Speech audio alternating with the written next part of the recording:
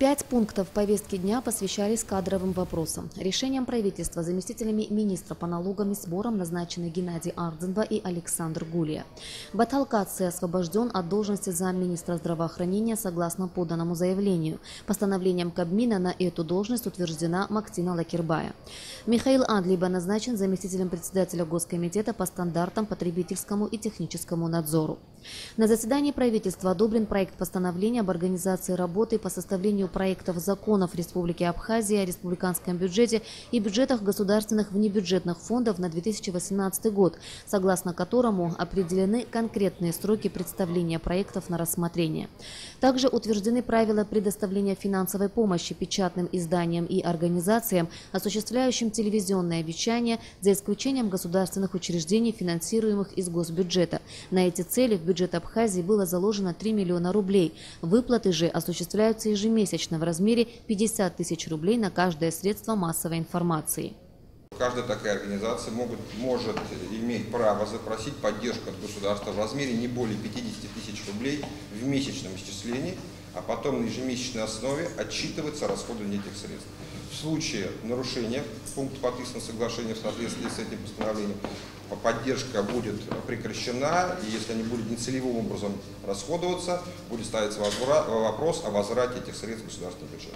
Правительство одобрило проект постановления о мерах по развитию энергетической отрасли, улучшению показателей сбора платежей и рациональному использованию. Согласно постановлению, во всех районах республики и городе Сухум будут созданы постоянно действующие комиссии. Как вы знаете, у нас действует республиканская энергетическая комиссия, но учитывая плачевное состояние энергетических сетей всей отрасли в целом, вопрос собираемости платежей, рационального использования электроэнергии выходит на первую очередь.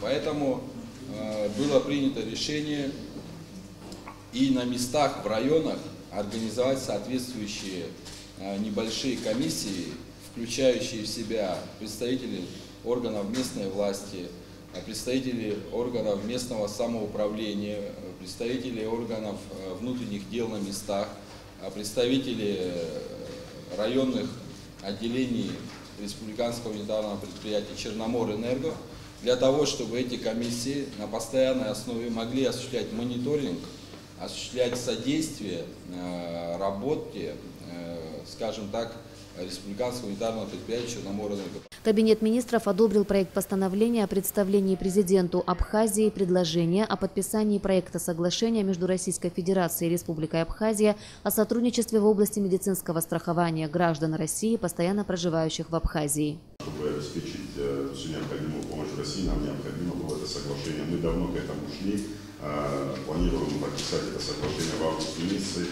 Буквально завтра на правительство России будет вынесено в повестку как подобное постановление, и планируем, что наше министерство заключит это соглашение уже в августе этого следующего месяца. Поэтому считаю необходимо поддержать данное постановление. Прошу проголосовать. Кто за?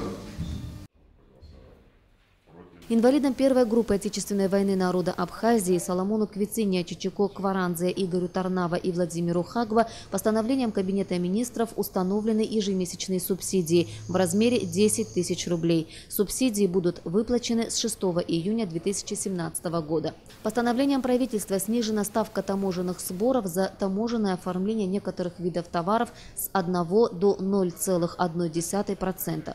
В список также вошли такие виды услуг, как транзит, реимпорт и реэкспорт.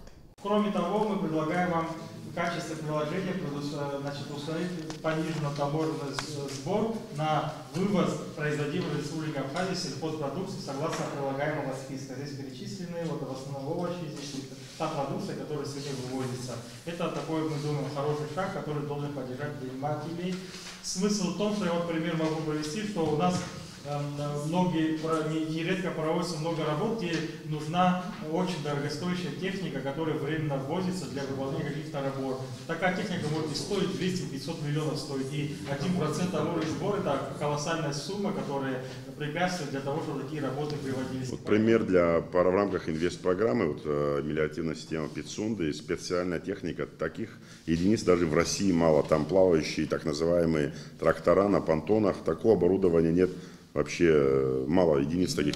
И чтобы возить его, в том числе и транзит, вот Плаша Будович сказал. В общем, на что направлено, все довольно-таки. Решением Кабинета министров пансионат Абхазия в селе Бабушара и лодочная станция в Сухуме сданы в аренду сроком на 3 года, в течение которых арендаторы обязаны ввести данные объекты в эксплуатацию. При соблюдении обязательств срок аренды будет продлен до 25 лет.